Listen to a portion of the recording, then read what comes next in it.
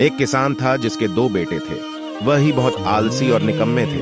वह अपने पिता को कामकाज में हाथ बटाने के बजाय आलस किया करते थे, इधर उधर घूमते फिरते थे। किसान को अपने बेटों की बहुत फिक्र थी।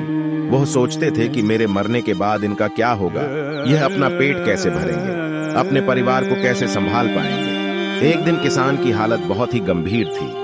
कहने का मतलब, किसान मरने की हालत में था। तभी किसान ने अपने दोनों बेटों को बुलाकर उनसे कहा कि हमारे खेत में एक खजाना गड़ा हुआ है, लेकिन वह किस जगह है उसकी जानकारी मुझे भी नहीं है, लेकिन खोदने बाद तुम्हें वो खजाना मिल जाएगा। इतना कहकर किसान भगवान को प्यारे हो गए। खजाने की खबर सुनकर दोनों बेटों के मन में लालच आ गया और वो दोनों खेत पर चले गए और खेत को खोदने लगे। खजाने के लालच में कुछ ही दिनों में पूरे खेत को खोदने के बाद वह घर जाकर बैठ गए और वह अपने पिता को कोसने लगे। इसी तरह कुछ महीने बीत गए और वर्षा ऋतु का आगमन हुआ।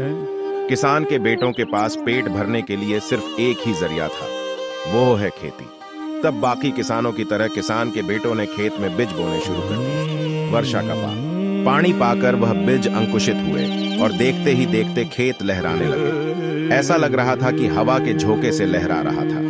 यह देखकर किसान के बेटे बहुत खुश हो गए। उनको समझ आ गया कि परिश्रम ही सच्चा धन होता है, और वो उसी तरह से अपने पिता के शब्दों का मोल भी समझ गए और अपने कामकाज में लग गए।